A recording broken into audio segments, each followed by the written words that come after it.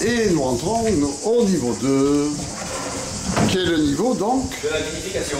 De la vinification. Voilà. Et effectivement, on s'aperçoit qu'il fait encore plus frais qu'en haut. Voilà. Ça alors c'est Donc c'est le formidable. bas. Et il n'y a rien de particulier, hein, sauf que c'est très facile à nettoyer, c'est très visuel.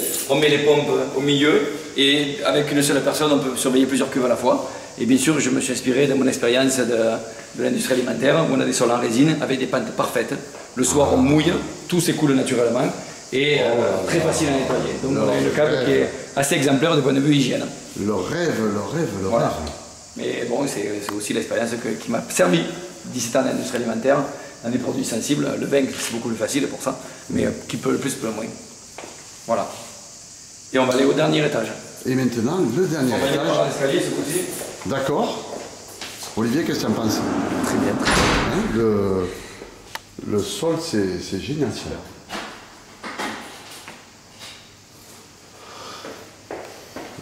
Il faudra qu'on vienne pendant les vendages. Hein. Ah oui, c'est assez bien. Pendant l'assemblage, moi c'est ça qui me plaît. L'assemblage, alors les assemblages, je vais t'en parler, mais c'est un peu un bébé, l'assemblage. Et il n'y a que des parents qui font un bébé. Ah, je comprends. Alors là, chers téléspectateurs, l'odeur et la fraîcheur est encore... C'est toujours pas climatisé. Toujours pas climatisé. C'est formidable. Il fait 18 degrés. Voilà. Il fait 18 degrés, sans climatisation. Alors que dehors, nous avons un bon 37. 35, 37 aujourd'hui. 35, voilà. 37. Voilà. Alors c'est très joli. Voilà. Il y a aussi un hommage sur les murs. Hein. Quand j'ai présidé l'appellation, je voulais un souvenir de tous mes collègues. Et donc ce sont tous les vignerons lors de la préparation de Vini Sud. Et en plus, ces photos ont été faites par le fils de Joël Foucault, qu'on a regretté, cette disparition. Oh, voilà. D'accord. Donc tous les amis, tous les collègues, ils sont là pour toujours. Oh, mince. Formidable.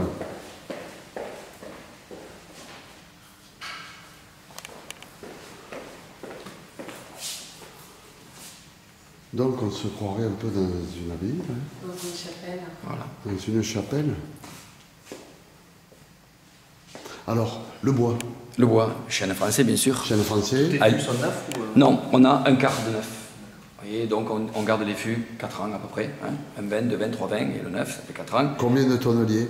Et il y a 5 tonneliers. 5 tonneliers. Et ça, il a fallu 10 ans pour trouver l'équilibre de ce que nous souhaitions.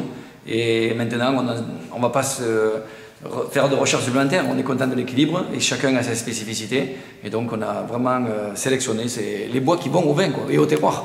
Et c'est très compliqué le bois. Et bon, je ne prétends pas tout savoir, mais il semblerait que c'est ce qui aille le mieux pour l'instant à notre vin. Voilà. Et ce sont essentiellement des chênes du centre de la France, alliés. Il y a juste depuis peu de temps des Vosges qui donnent de la fraîcheur sur les blancs.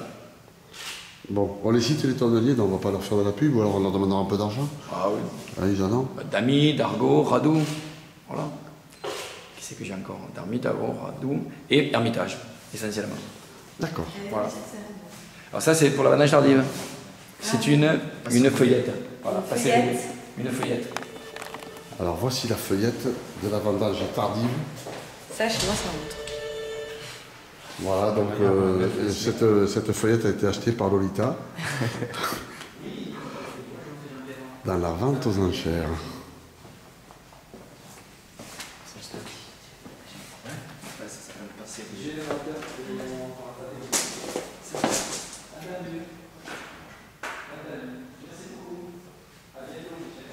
Voilà donc les amis vignerons des terrasses du Larzac.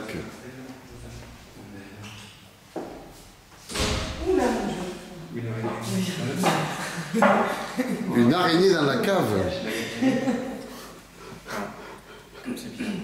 Alors, la caractéristique aussi de la cave, c'est que ce sont des fûts de 300 litres. Il n'y a plus de petits fûts.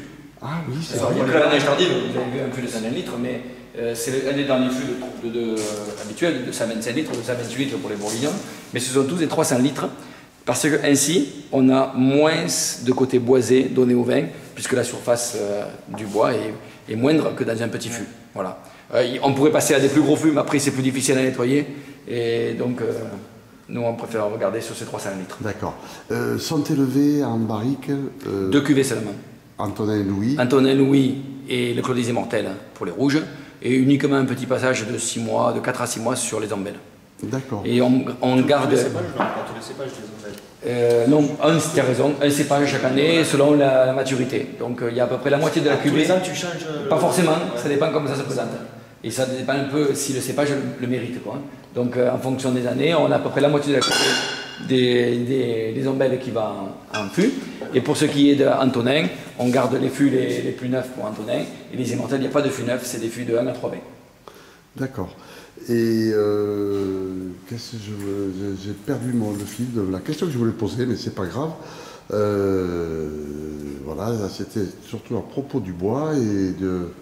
On parlait de la dimension des fûts. On parlait de la dimension des fûts, oui. Tu as tout dit. Voilà. Il dure 1 an un fût. Ça reste 1 an un fût. Voilà.